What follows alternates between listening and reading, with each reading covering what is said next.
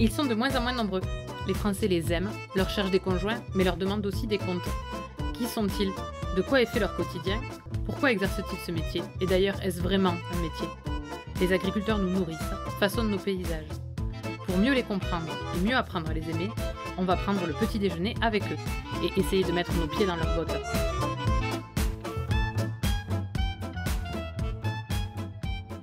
Pour certains, Couderolles serait le bout du monde. Pour Aurélien, qui lui a été voir de l'autre côté de la planète, c'est le paradis. Sa passion pour l'agriculture, il l'a construite au travers de ses études, de ses expériences professionnelles. Il essaie toujours d'envisager la stratégie de son entreprise de manière raisonnée et en prenant le temps de peser ses décisions. On a partagé un café, un matin de décembre, on a discuté organisation du travail, stratégie et recherche d'innovation. Allez, on essaie ses bottes ?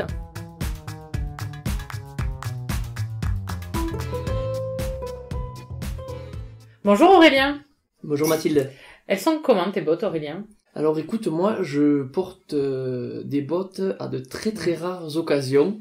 C'est surtout des chaussures de travail que j'ai. Est-ce que tu peux te présenter en nous disant qui tu es et quel agriculteur tu es? Alors je m'appelle Aurélien Viala, je suis éleveur de brebis laitières à Martrain, dans le sud d'Aveyron. Je suis en GAEC avec mon papa et nous avons aussi un salarié à mi-temps. J'ai 28 ans et je suis installé depuis bientôt 3 ans. Est-ce que tu peux me raconter ton enfance? Alors j'ai passé mon enfance donc à Couderolles sur la ferme, tout le temps dehors, tout le temps en train de jouer au foot avec les copains, tout le temps en train de faire du vélo, avec aussi du temps à l'intérieur. J'étais un enfant à qui la ferme plaisait, j'y passais pas tout mon temps libre, clairement. Je faisais aussi autre chose. Mais voilà, j'ai toujours aimé ça. J'ai appris à conduire le tracteur avec mon grand-père. Voilà. Tu faisais quoi autre chose? Le foot. Dès que j'ai eu 6 ans, là, j'ai joué au foot, beaucoup. Ça m'a permis d'avoir un groupe de copains aussi. Puis voilà, après du sport et autres activités. À 12 ans, il rêvait de quoi Aurélien? À 12 ans, je faisais rire beaucoup mon entourage parce que je disais à tout le monde, je serai chef d'entreprise. Mais je ne savais pas plus. D'accord. De quelle entreprise? Voilà, je savais pas, je disais je serais chef d'entreprise, point. Après ça s'est un peu décanté, je suis rentré au lycée.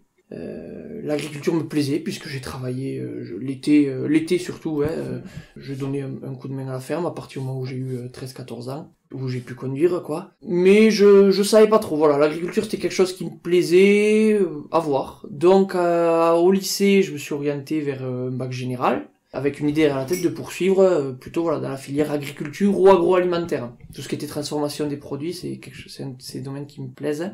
Et puis arrivé en terminale, j'ai postulé à plusieurs écoles, toujours en lien avec l'agriculture. Et donc j'ai été pris à l'école Le Purpan à Toulouse, qui est une super école d'agriculture et qui m'a révélé l'importance de l'agriculture pour tout le monde et puis l'importance de l'agriculture pour moi aussi, personnellement. Ça m'a rendu fier d'être fils de paysan et progressivement au cours des 5 années d'études, ça m'a donné envie d'être agriculteur. C'est quoi les facteurs qui ont permis justement cette révélation?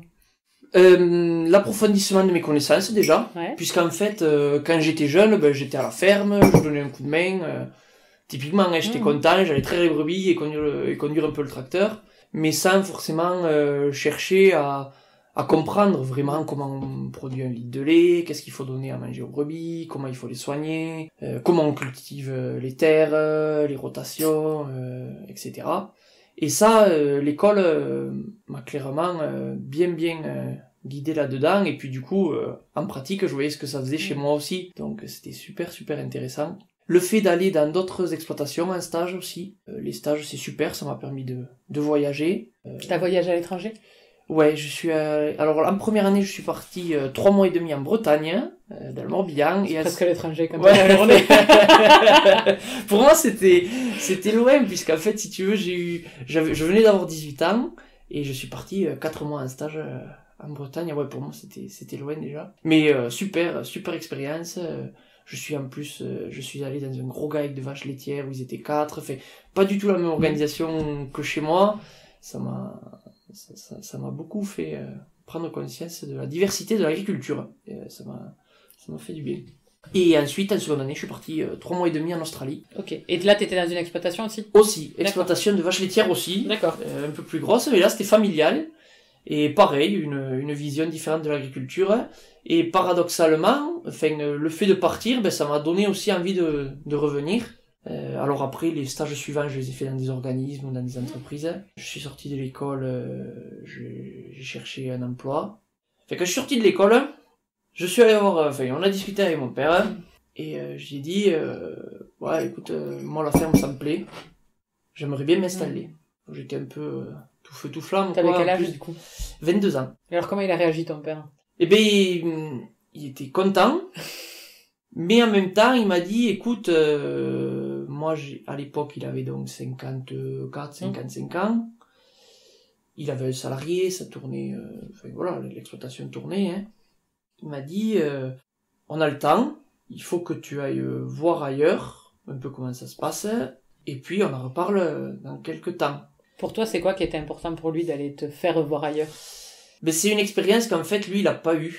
D'accord. Typiquement. Alors lui, à l'époque, dans les années 80, il a eu la chance, il a passé un BTS, tout ça, c'était déjà super. Mais c'est vrai que voilà, il aurait aimé faire 1 ou 2 ans, par exemple, technicien ou des choses comme ça. À l'époque, voilà, il y avait besoin de lui sur la ferme, il s'est installé, et ça s'est très bien passé, hein, mais il me l'a eu dit 1 ou 2 fois, il m'a eu dit, je regrette de ne pas avoir été 1 an ou 2 à travailler à l'extérieur. Donc il m'a dit, toi tu as l'opportunité de le faire, tu vas le faire. Donc j'étais un peu... Déçu, ouais, pas vexé, déçu. Mais donc j'ai cherché du travail, je suis allé travailler, j'ai travaillé 2 ans dans une entreprise de distribution de produits agricoles, totalement différent, ça m'a fait voir un peu la facette côté commercial, et voilà, pas que le côté agriculteur, ça m'a fait du bien aussi. Puis après j'ai travaillé 2 ans dans une entreprise d'énergie renouvelable, dans les panneaux photovoltaïques beaucoup. Et le fait d'avoir été salarié, est-ce que aujourd'hui tu es content d'avoir vécu cette expérience? Oui, j'ai eu 2 très belles expériences, mais ça m'a conforté encore dans l'idée que je voulais travailler à mon compte. On rejoint un peu ce principe d'entreprise, quoi, de vouloir travailler pour moi, d'être un peu libre. Alors des fois, quand on parle de liberté au niveau agricole, on se dit ouais, mais il est libre, mais quand même, il doit donner à ses brebis tous les jours, oui. Mais la liberté, c'est plus que ça. La liberté, c'est de dire, aujourd'hui, je consacre du temps à ça, le lendemain à autre chose. Ce jour-là, je veux prendre du temps libre, c'est moi qui décide en fait. Ouais, tu es maître de ton emploi du temps, quoi. Voilà, et ça c'est quelque chose que j'aime beaucoup. Puis le métier en soi, quoi. Les brebis laitières, c'est quelque chose qui est super intéressant au niveau technique. En plus, nous, on a de la chance au niveau culture, c'est pareil. On cultive des fourragères, des céréales, beaucoup de cultures différentes. Est-ce que tu as eu la sensation que tu avais le droit d'envisager un autre métier? Oui, complètement. Dès le lycée, ou même après Purpan, je faisais ce que je voulais, quoi. T'as des frères et sœurs? J'ai 2 petites sœurs, Charlène et Adeline. Charlène qui est en train de terminer ses études de vétérinaire, et Adeline qui est assistante sociale. Ok, donc elles reviendront pas a priori. Non, a priori non. Il t'a apporté quoi, ton diplôme d'ingénieur, dans la construction de ton projet d'installation? Quand on parle d'installation, beaucoup de gens disent « Oh, mais tu vas voir, c'est le parcours du combattant, c'est compliqué, c'est long, il y a beaucoup de rendez-vous, etc. » Moi, j'avoue, je l'ai pas ressenti comme ça. C'était long, certes, mais en fait, si tu veux, on va dire 1 an avant mon installation officielle, j'avais prévenu ma patronne. J'ai commencé à prendre du temps pour des rendez-vous, à la chambre, à la banque, etc. Donc en fait, ça m'a pas paru... Je savais que ça allait durer 1 an. Tout s'est plutôt bien mis en place. Et puis, non, ça... On va dire, s'il y a un côté un peu, voilà, c'est que... J'étais pas pressé, on a pris le temps de faire les choses. Je pense que ça, l'école me l'a apprise, ouais, enfin, me l'a apporté. Et dans ta façon de travailler, est-ce que ça t'apporte quelque chose, tu penses, ce diplôme? Au niveau technique, c'est vrai que je pourrais avoir plus de connaissances. Ça, c'est un peu une lacune. Par contre, après, ce qui est bien, c'est au niveau prise de recul. Je pense que ça me permet d'anticiper certaines choses, de réfléchir pas forcément à long terme, mais à moyen terme, sur l'avenir de l'exploitation, les investissements, etc. Voilà, c'est des choses qui m'ont été apprises. Il y a aussi un côté relationnel. Enfin, typiquement, hein, nous, on avait eu des cours de management, tout ça. Ça me plaisait pas plus que ça, mais finalement, je me rends compte que ça m'a apporté pas mal de choses. Dans la gestion de ton salarié aujourd'hui? par exemple, Ouais. ou avec des partenaires. Ok. Quand tu dis qu'au niveau technique, t'as des lacunes, tu fais quoi aujourd'hui pour les combler? Je discute beaucoup autour de moi, en partie avec mon père, qui est mon associé, et qui m'apprend tous les jours quelque chose de nouveau. Et après, beaucoup avec les partenaires, le contrôleur laitier, même tout ce qui est gestion ou bancaire, il y a plein de choses à apprendre. Donc, je demande. Il faut pas avoir peur de demander. Les gens, en plus, sont très contents de venir, de donner de l'information. Et ça, c'est le milieu agricole, j'aime beaucoup ça, pour avoir côtoyé d'autres milieux. J'aime beaucoup ça parce qu'il y a une certaine forme quand même de bienveillance entre les gens. Peut-être c'est mon avis personnel, mais je le ressens comme ça, c'est-à-dire il y a beaucoup de gens autour de nous, peut-être parce qu'on est jeune, ou peut-être parce qu'on se bouge, je sais pas. Ils ont envie de nous donner de l'info, ils ont envie qu'on réussisse, ils nous encouragent, et ça c'est bien, et ça fait plaisir. Si tu devais donner un élément qui a été déterminant dans le choix que t'as fait d'être agriculteur, ce serait quoi? Alors le fait de pouvoir gérer, décider et travailler un peu plus comme je l'entends, quoi. Ça fait combien de temps que ta famille elle est à Coudeirol? C'est une très bonne question. Ça fait plus de... On y était avant la guerre, donc exactement. J'ai pas la date exacte, mais les années 20 ou 30. On est au moins à la 3e génération, 4e.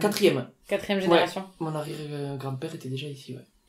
Tout à l'heure, t'as parlé de ton grand-père, il t'a connu agriculteur ou pas? Et non, Non. malheureusement non. Il est décédé en 2013. Mais il savait que t'allais reprendre. Je sais pas. Tu sais pas? Je sais pas, en 2013, tu vois, j'étais pas encore sorti au pur pain, tout ça. Mais il voyait que j'étais bien accroché quand même. Ça veut dire quoi, pour toi, être agriculteur au quotidien? Pour moi, être agriculteur, c'est des tâches quotidiennes. Hein.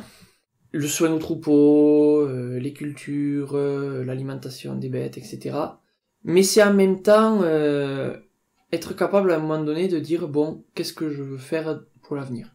Voilà. Et c'est cette double casquette qui me plaît beaucoup, puisqu'en fait, on est dans un métier où il y a du boulot, manuel, ou on s'éclate vraiment tout dans plein d'aspects. Enfin, moi, j'apprends beaucoup de choses, que ce soit même en termes matériels où je suis pas forcément très à l'aise, j'apprends des choses. Et puis il y a aussi ce côté, à un moment donné, où est-ce que je veux aller, qu'est-ce que je fais comme choix, etc. Et des fois, c'est pas évident quand on est dans le quotidien tout le temps d'arriver à dire bon, je me pose 1 heure ou 2 et je me demande qu'est-ce qu'on fait. C'est un point, par exemple, ça, avec papa, on aime bien, c'est par exemple quand on voit notre comptable, 2-3 fois par an, c'est des moments où on réfléchit vraiment à qu'est-ce qu'on veut faire pour la suite. Mais il y en a d'autres, mais... Et ces moments de réflexion, tu les as toujours avec ton père ou ça peut t'arriver de commencer à réfléchir de ton côté puis d'arriver en essayant de négocier une idée? Souvent, on a bien sûr une idée à la base, de toute façon, elle est personnelle. Après, le but, c'est qu'on en discute et puis on voit. Je fais rire tout le monde quand je dis ça, mais parce qu'il y a plein de gens, la relation père-fils, des fois, c'est pas évident, hein, mais pour n'importe qui, agriculteur ou pas. Mais je dirais que 90% du temps, on est d'accord et on a des idées à peu près semblables. Après, voilà, c'est les 10% restants qu'il faut... qui demandent le plus de temps. Qu'il faut négocier, qu'il faut discuter, mais ça fait partie des choses, puisque des fois, moi, je propose des choses qui sont pas réalistes, et donc lui, il me dit, mais non, ça va pas le faire. Et puis l'inverse aussi. C'est un travail en commun, en fait. Un GAEC, voilà, on est 2 associés, et il faut savoir s'écouter. Et tu l'as vécu, le choc des générations, quand tu t'es installé? Non, c'est pas le choc des générations, parce que je suis pas toujours d'accord avec papa, mais je peux pas y reprocher qu'il veut pas bouger. Ça, c'est clair. Il est pas contre une idée, a priori, parce qu'elle est nouvelle, pas du tout. Il y a des choses, là, encore récemment, on a pris 1 ou 2 petites décisions. Je veux dire, c'était presque lui le moteur, quoi. Alors que, à la rigueur, il pourrait dire, dans 1 an ou 2, je vais à la retraite, je pense pas forcément à plus long terme. Mais non, ça, c'est bien. Ça, c'est vraiment quelque chose que... Finalement, c'est quoi qui fait que des fois, vous êtes pas d'accord? Des petites décisions, des petits changements. C'est souvent pour des broutilles, en fait.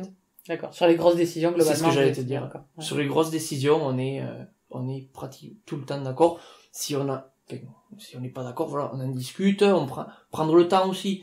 Enfin, je veux dire, n'importe qui, il faut pas arriver et dire je veux faire ça, sinon c'est sûr ça marchera pas. Il faut dire, voilà, pourquoi est-ce qu'on pourrait faire ça, est-ce que...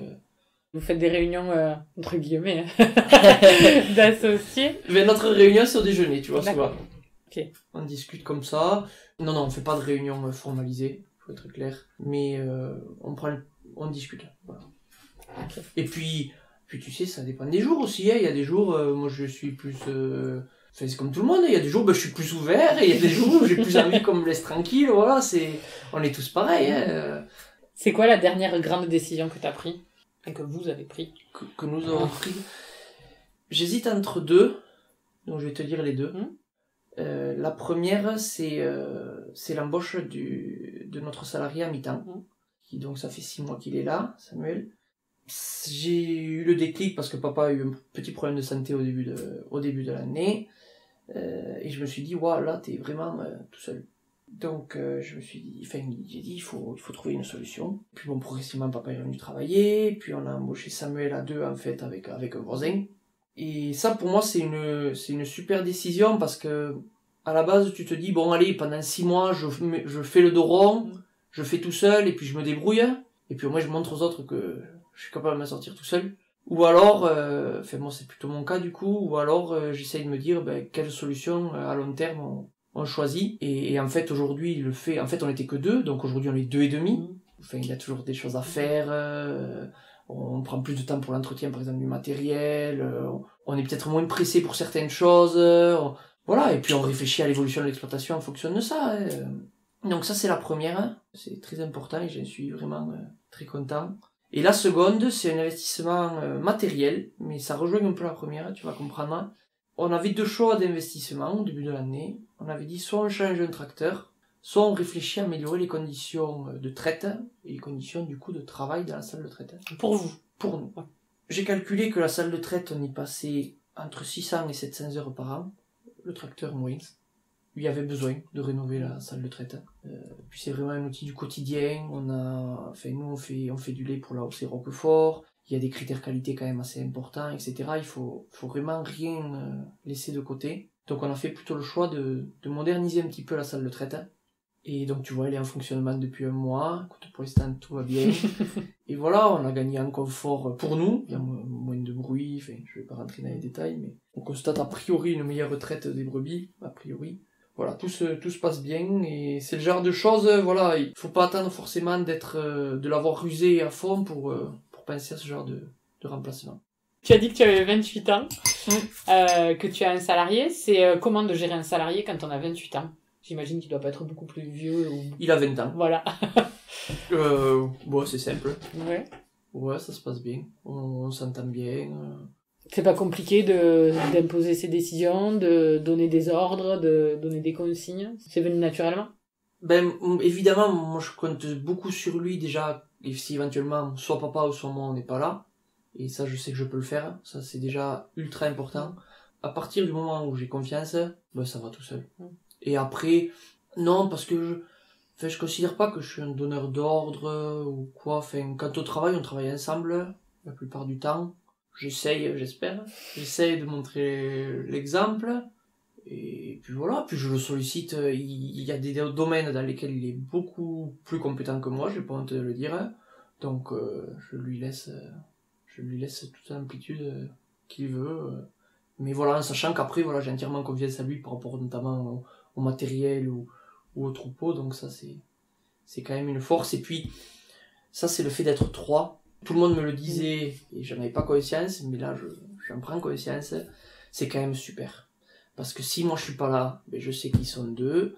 Si papa est pas là, il sait qu'on est 2. Si éventuellement il y en a 2 d'absents parce que du coup il est à mi-temps, mais enfin on peut se débrouiller un jour tout seul, enfin c'est pas grave. C'est beaucoup plus flexible, c'est beaucoup plus facile. Ça vous a apporté de la souplesse, quoi. Ouais, complètement.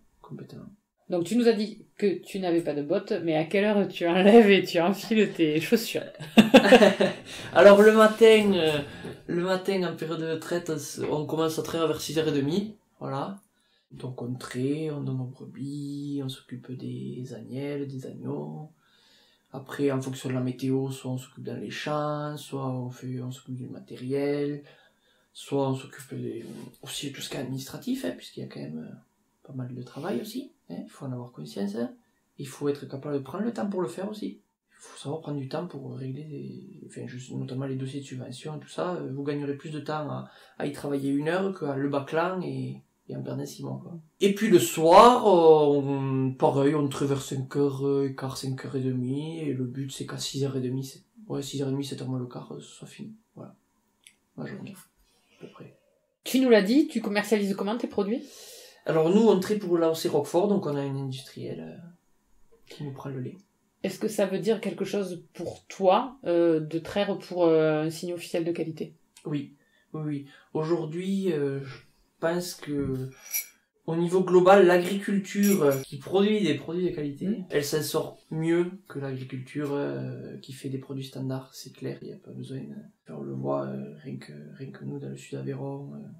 Mais oui, c'est important, puisqu'en fait aujourd'hui, le consommateur, il recherche une histoire avec son produit.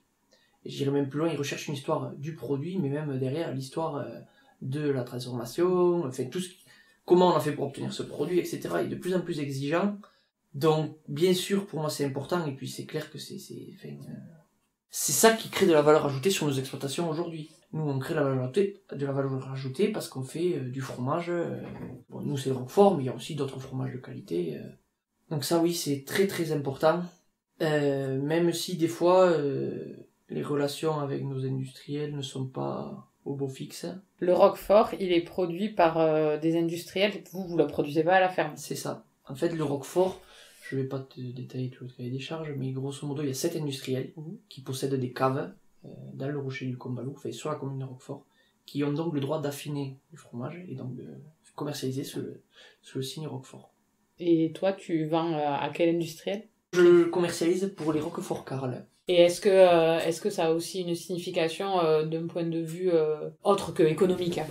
Ouais, mais c'est un ancrage territorial, c'est clair. Quand on dit je suis un éleveur aveyronnais et je fais du Roquefort, c'est une forme de reconnaissance aussi. Après, voilà, à nous aussi de participer à la vie du fromage, à la vie du produit et à le faire vendre aussi, quoi. Moi, j'ai tendance à croire qu'on est, en tant que producteur ou en tant qu'habitant de l'Aveyron, on est les meilleurs ambassadeurs de nos produits. Ton lait, tu dirais que tu le produis comment? Avec des produits locaux. C'est-à-dire que nous, l'objectif de l'exploitation, c'est d'être au maximum autonome. En fourrage, bien sûr, pour la paille aussi, pour les céréales. Ça, c'est vraiment un objectif recherché et assumé. Donc voilà, mon lait de brebis, les produits locaux. Est-ce que être éleveur, ça veut dire quelque chose de plus pour toi qu'être agriculteur? Non, parce que j'aime pas trop opposer les différents modèles d'agriculture. On a chacun nos spécificités. À l'école à Toulouse, j'ai eu l'occasion je me suis retrouvé en promo avec des fils de viticulteurs, des fils de céréaliers, des fils d'éleveurs de vaches laitières, un peu tous les profils d'agriculture qu'on a. Ce qui a contribué d'ailleurs à une certaine forme d'ouverture, hein. Puisqu'en fait, les éleveurs, nous on râle parce qu'il faut donner aux brebis le dimanche, mais les céréaliers, ils te disent, oui, mais nous, tout le mois de juillet, on le passe sur la moissonneuse. Et les viticulteurs, ils disent, mais tu comprends, nous, le mois de septembre, les vendanges, en 15 jours, on joue toute notre année. Vous râlez tous, quoi. Voilà. C'est ça. On a chacun nos spécificités, quoi. Et ce, dès l'école. Et voilà, tout à fait, avant d'être installé, tu vois. Mais non, mais c'est important parce que c'est vrai que ça... c'est facile de dire, oui, mais nous, éleveurs, c'est plus dur que les autres, parce qu'en fait, on ne sait pas. On se rend pas compte, forcément. Oui, c'est clair qu'éleveur, il y a l'astreinte, matin et soir de la traite, par exemple. Mais voilà, c'est comme ça. Moi, ce que j'aime dans mon métier d'éleveur, c'est les relations avec les animaux. C'est vrai que il n'y aurait pas les brebis, ce serait plus du tout le même métier pour moi. On a dit tout à l'heure, tu traites pour Roquefort, donc forcément t'es sur un territoire où il y a beaucoup de brebis. Est-ce que tu t'es quand même posé la question de la production que tu avais, ou ça a toujours été une évidence que tu adorais les brebis et que tu voulais élever ça? Alors, j'ai envie de te dire que c'est plutôt une évidence, et puis en fait, grâce aux expériences que j'ai eues, en Bretagne ou en Australie, avec des vaches, qui m'ont beaucoup plu, parce que c'est très intéressant, les vaches laitières aussi, mais c'est plus une question de gabarit, en fait. C'est juste qu'en fait, les vaches, quand ça veut pas avancer, tu pourras faire ce que tu veux, ça avance pas, quoi. Une brebis, c'est un petit peu plus flexible, on va dire, et puis je sais pas, non, c'est un animal qui me plaît bien, ouais. Tout à l'heure, tu as parlé de la relation avec l'animal. Ça se traduit comment, le fait que c'est quelque chose qui te plaît? Bah, tu fais attention à comment elle se comporte dès le matin en fait. Dès le matin à la salle de traite, ben, tu vas voir toutes tes brebis défiler devant toi et tu vas pouvoir voir que, ben, si elles vont bien, s'il n'y a pas de problème. Après tu vas aller leur donner à manger, tu vas voir si elles mangent toutes bien. Quand il fait beau, c'est-à-dire au printemps, l'été, l'automne, tu les sors dehors, etc. Ouais, c'est quelque chose qui est assez gratifiant. Enfin, Tu en as combien de brebis? Alors on a environ 400 brebis à la traite, plus 130, 140 agnelles. Donc des petites brebis. Elles ont pas de nom? Et non, elles ont pas de nom individuel. Dans 20 ans, tu t'imagines où et comment? Dans 20 ans, ben, j'espère agriculteur déjà, ou au même endroit, j'espère aussi. Et puis voilà, après je suis pas quelqu'un qui fait des changements fondamentaux tous les 4 matins, bien qu'il y en a qui le font et qui réussissent très bien, mais je suis plutôt quelqu'un dans le temps, enfin j'essaye de prendre le temps, de choisir des choses progressivement, etc. Donc voilà, là tu vois typiquement on est en train de voir pour le départ, enfin quand je me suis installé, on a dit on se donne 2 ans pour que moi je sois bien déjà, c'est-à-dire que je sois à l'aise surtout. Et tu vois, je te disais tout à l'heure, j'apprends encore des choses, donc et ça fait 3 ans, donc je continue à apprendre, hein, c'est ça qui est intéressant. Hein. Donc on se donne 2 ans pour que moi je sois bien, calé, etc. Et puis on se donne 2 ans ensuite pour préparer le départ à la retraite de mon père. Donc on est dans cette phase-là, on est en train de la préparer. Voilà, il faut faire les choses progressivement. Il faut pas se lever un matin et se dire, bon, comment je fais pour remplacer papa qui part à la retraite dans un mois. Il faut essayer de poser les choses, d'y réfléchir. Les investissements, c'est pareil. Il y a des choses qu'on est en train de réfléchir. Peut-être que ça aboutira que dans quelques années. C'est pas urgent. Il vaut mieux prendre le temps de bien réfléchir. Si tout était possible, tu changerais quoi sur ta ferme aujourd'hui? Les pentes. Clairement, ouais. Pourquoi? Parce que j'ai pas mal de champs qui sont pentus. Et c'est vrai que niveau sécurité, c'est pas toujours évident. Donc pas évident à travailler, pas évident à récolter. Voilà. Oui, s'il y a une chose que je devais changer, ce serait ça. C'est quoi ta relation au temps libre? Je suis toujours à la recherche de temps libre. C'est très très important pour moi d'avoir du temps hors travail et même hors exploitation. Moi aujourd'hui, je vis pas sur la ferme. Je sais pas si j'y vivrai un jour. Parce qu'en fait, j'aime bien avoir typiquement, c'est plutôt le dimanche ou des choses comme ça. Sortir, faire autre chose et penser à autre chose, c'est quelque chose de très très important pour moi. Pour mes proches aussi, hein. Pour ma copine, pour ma famille, pour mes amis. Faut pas toujours être la tête dans le guidon à la ferme. Et tu fais quoi le dimanche après-midi? Alors c'est assez varié, mais le dimanche après-midi, d'habitude, je joue au foot. Et ça, c'est pareil. Le sport en général aime beaucoup le foot, puisqu'en plus, le foot, l'avantage, c'est que c'est un sport collectif, donc t'es avec des copains, tu rigoles, tu fais des bonnes troisième mi-temps. Mais typiquement, c'est le moment où, quand je suis sur le terrain, je pense à rien d'autre. Mais à rien d'autre. Je pense juste au ballon, aux copains, et gagner si possible. et c'est tout, quoi. Et ça, c'est très très important pour moi. Ta fierté aujourd'hui, c'est quoi? Ma fierté aujourd'hui, c'est d'être un agriculteur engagé sur mon exploitation, c'est-à-dire que sur l'exploitation, on est en train en même temps, donc comme je te disais, on vient d'embaucher un salarié à mi-temps, on est en train de réfléchir au départ à la retraite de papa. Et en même temps, je suis quelqu'un qui est attaché à mon territoire, à ma commune, où je viens d'être élu en début d'année. Et c'est aussi important pour moi, c'est-à-dire aujourd'hui, être agriculteur, c'est pas que être sur son exploitation, il faut arriver au niveau territorial à faire passer aussi des idées et à améliorer les choses pour tout le monde, quoi. Au niveau rural, dans son ensemble. Tu dis faire passer des idées, du coup, ce serait sur quelle dimension? Ah, mais typiquement, l'agriculture, c'est un milieu sur lequel je trouve on en parle beaucoup. On parle énormément d'agriculture, partout. Mais on demande peu aux agriculteurs ce qu'il en est, en fait.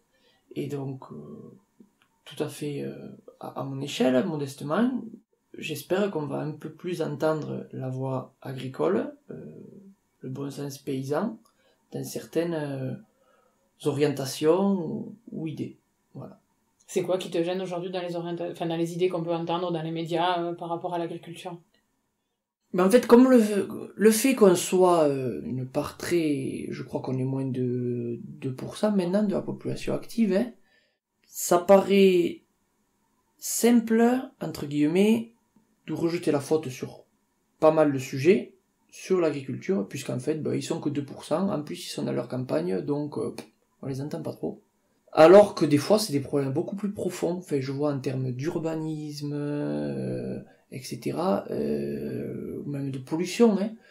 Pendant le confinement, la pollution a beaucoup baissé, mais les activités agricoles n'ont pas bougé. Donc en fait, quand on parle de pollution, il faut peut-être penser à autre chose qu'à l'agriculture. Ça, c'est vraiment un exemple concret. J'espère qu'il y a beaucoup de gens qui en ont pris conscience. Mais en même temps, si on n'est pas là pour faire entendre notre voix, personne ne va nous la donner. Hein. Personne ne va dire « Oh bon, vous, qu'est-ce que vous en pensez ?» Enfin, il faut que l'on se fasse entendre. Et après, quand on est jeune, on a forcément envie que les gens nous entendent et nous écoutent. Enfin, moi j'adore, c'est super intéressant d'avoir même des repas le week-end avec des gens qui sont pas du milieu agricole. De suite, vous dites que vous êtes éleveur ou agriculteur, il y a de l'intérêt. On va vous poser des questions sur ce que vous avez, sur ce que vous faites, etc. Souvent, hors toute polémique en plus. Hein. Et c'est ça qui est super intéressant, et c'est ça qu'il faut qu'on fasse. C'est dire tout simplement ce qu'on fait, pas rentrer dans des sujets... expliquer les sujets qui peuvent faire débat, parce que souvent une bonne explication vaut mieux qu'une grosse engueulade en fait. Hein. Il faut expliquer tout simplement les choses que sont au niveau culture, élevage, etc. Je veux dire, nous, le bien-être animal, en fait, ça nous dépasse presque quand on voit les débats sur le bien-être animal. Nous, aujourd'hui, si mes brebis, elles ne vont pas bien, elles ne vont pas faire de lait, ou elles ne vont pas bien élever leurs agneaux. Donc, en fait, je suis perdant. L'environnement, c'est pareil. On a tout intérêt à évoluer dans un environnement qui fonctionne et qui marche bien, que ce soit à tous les niveaux. Donc, nous, on est partie prenante là-dedans. On veut que les gens le sachent, quoi. Et on y est de plus en plus sensibilisés aussi. Hein. Je veux dire, nous, avec les CUMA notamment, ici, on a des réseaux de CUMA assez constructifs. On essaye au quotidien, au niveau matériel, d'apporter de la nouveauté. Ou au moins d'essayer certaines choses. Il y a par exemple le semi-direct. On vient d'acquérir un semi-direct. C'est quoi le semi-direct ? Le semi-direct, en fait, c'est le fait de planter une graine sans travailler la terre. On la met dans la terre, on fait un petit trou et on la met dans la terre. Sans labourer. Sans labourer, sans même retourner, sans rien faire en fait. Vous avez acheté un matériel pour pouvoir le faire. Voilà. Okay. Et on l'essaye. Alors c'est la première campagne, c'est pareil, on va voir qu'est-ce que ça donne. Hein. Il faudra prendre le temps de voir si ça marche, si les gens sont contents, si on n'a pas des terrains un peu trop pentus, si les cultures qu'on fait en semi-direct marchent aussi bien que les autres, voilà. Il faudra prendre le temps aussi de voir si ça marche. A priori, la première campagne s'est très bien passée, et voilà, je vois pas pourquoi ça continuerait pas, mais progressivement. Voilà, par exemple, le cycle de culture sur notre exploitation ici, c'est entre 7 et 8 ans. Donc vous allez pas tout changer du jour au lendemain, un cycle qui dure plusieurs années, il faut du temps. C'est quoi l'intérêt de faire du semi-direct pour toi et pour ta terre et tout ça? Typiquement dans les pentes, c'est pour limiter l'érosion. Si tu veux, le fait de labourer, ça déstructure le sol. Et donc en fait, si tu sèmes par-dessus et puis qu'il fait une grosse averse par exemple, t'as toute ta terre, toute ta matière organique, toute ta terre qui descend, et ça fait de l'érosion. Donc typiquement, le semi-direct, tu plantes ta graine dans le sol est pas déstructuré, il peut y avoir une grosse averse, il n'y aura pas d'érosion. Voilà. Ok. C'est un exemple. Si tu devais nous raconter une anecdote qui te raconterait, ce serait laquelle? On a eu une histoire là par rapport au lait, si tu veux, ils voulaient nous faire signer des contrats, etc. Et typiquement, moi j'ai dit qu'il fallait surtout rien signer tant qu'on n'était pas calé, parce que un contrat, c'est engageant, on ne sait pas derrière tout ce que ça peut engendrer. Pareil, il vaut mieux le temps de prendre des choses, de bien lire le truc, de bien y réfléchir, de demander l'avis à d'autres gens, surtout pas de précipitation. Ou après, quand on a voté pour acheter ce semoir là, un semi-direct, mais typiquement, moi j'ai donné les arguments en disant aux gens, voilà, je pense qu'on va s'en servir, que ça va être quelque chose d'utile, qu'aujourd'hui tout le monde se dit, bon, mais peut-être que je ferai pas beaucoup d'hectares avec, etc. Mais on tente, et puis finalement, tu vois, On avait un objectif de 100 hectares la première année, et si je dis pas de bêtises, on en a fait 130, je crois. Tu vois, on a fait 30% de plus que l'objectif. Et enfin, c'est super, quoi. Bon, après, je sais pas pour l'avenir, on verra, mais quelque chose comme ça, ou alors, pareil, à niveau matériel, je me suis mis à une Kuma exprès à Brasque, là, pour une RC-Tri. Parce qu'en fait... Alors, qu'est-ce que c'est? Parce que moi, je ne sais pas. Une RC-Tri, en fait, c'est une machine qui gratte le sol, mais vraiment superficiellement, juste la surface, quoi, et qui en fait effectue un désherbage mécanique. Donc soit tu utilises un pulvérisateur et tu mets un produit chimique qui tue de façon en fait les plantes, quoi, ou soit en fait tu peux essayer un désherbage mécanique qui perturbe les plantes au niveau de la surface, et notamment les véroniques ou des choses comme ça. Il y a certaines plantes qui sont très sensibles à ça. Et donc pour la luzerne, donc la luzerne c'est une des plantes majeures dans l'alimentation des brebis laitières, une source de protéines importante. Elle reste plusieurs années, la luzerne, mais progressivement, au fil des ans, en fait, il y a des mauvaises herbes qui poussent. Et typiquement, il y a de la véronique. La véronique, c'est cette petite plante bleue, là, invasive, c'est affreux. Vous tirez une fleur, en fait, vous tirez 1 kilomètre de plante, quoi. Et donc, l'an dernier, on a adhéré à cette RC-Tri, dans une Kuma voisine. Bon, bref. Je suis allé la chercher le samedi avec mon beau-frère. On a dit, allez, on va l'essayer. Et donc, on est allé dans un champ de luzerne, et on a fait plusieurs réglages. On a, pour le coup, papa est venu voir qu'est-ce que ça donnait. Je crois qu'il y avait ma copine aussi, enfin, il y avait mes sœurs, tout ça. Et on a essayé ça, plusieurs trucs, mais sans trop savoir qu'est-ce que ça allait donner, quoi. Et puis, en fait, on a été super contents. Puisque la luzerne, en fait, était en dormance, en fait. C'était au printemps. Donc, elle n'a pas du tout été perturbée par ce passage. Mais par contre, les autres plantes ont bien été détruites par cette machine, et typiquement, ça c'est un coup Aurélien, comme tu dis. Quand t'es pas sur ton exploitation, t'es où et tu fais quoi? Je suis... J'allais dire je suis en train de bouffer, mais... Ah mais si, c'est très bien. C'est la base pour un agriculteur. Mais non, je passe du temps avec ma copine, ou alors en famille, avec mes copains aussi. Donc je te disais foot, vélo, plein d'activités. Je passe du temps aussi un petit peu à la mairie, à Martren, aux jeunes agriculteurs, plein de choses. À 95 ans, quand tes arrière-petits-enfants te demanderont c'est quoi ton métier, tu leur répondras quoi? Éleveur. Et à celui qui écoute et qui connaît rien, tu veux lui dire quoi? Que l'agriculture, c'est plusieurs facettes, c'est plusieurs métiers, c'est très très divers. Si peu qu'on s'y plonge un peu, si peu qu'on y met un doigt, on se rend vite compte qu'on y a un bras dedans, et que c'est super enrichissant. Enfin, je veux dire au niveau de la nature, comment elle évolue, au niveau des animaux, comment ils se comportent. C'est enrichissant. Alors, des fois, c'est un peu perturbant parce que la nature, on la contrôle pas, le climat, la pluie, tout ça. C'est rageant, presque des fois. Papa me le dit des fois, en rigolant. Il me dit, mais tu contrôles pas la pluie encore, parce que des fois, j'aime bien organiser les choses, tout ça. Je dis, oui, c'est vrai, mince. Mais voilà, c'est enrichissant. Et on apprend beaucoup de choses au quotidien. Il y a cet aspect-là que j'aime beaucoup. Ça, comme je te disais, ça fait 3 ans que je suis installé, donc ça fait pas très longtemps non plus, mais quand même, papa là, on apprend des choses tout le temps. Et ça c'est quand même super. Et en 3 mots, qu'est-ce qui te botte le plus dans ton métier? Liberté, nouveauté et travail. Merci Aurélien. Merci Mathilde. On peut avoir fait des études supérieures poussées et reconnaître avoir des lacunes dans l'exercice de son métier d'agriculteur. On peut être très soucieux d'entamer avec sérieux sa vie professionnelle, mais ne pas hésiter à s'engager sur son territoire. On peut être organisé, aimer que les choses soient carrées, et apprécier plus que tout travailler avec l'imprévisible que sont la nature et le vivant. C'est ça, être agriculteur aujourd'hui. À bientôt dans de nouvelles bottes. Si vous avez aimé, n'hésitez pas à partager ce podcast ou à le noter avec 5 étoiles sur Apple Podcast. Laissez-nous un petit like ou un commentaire, nous serons infiniment heureux de vous lire. À bientôt dans de nouvelles bottes.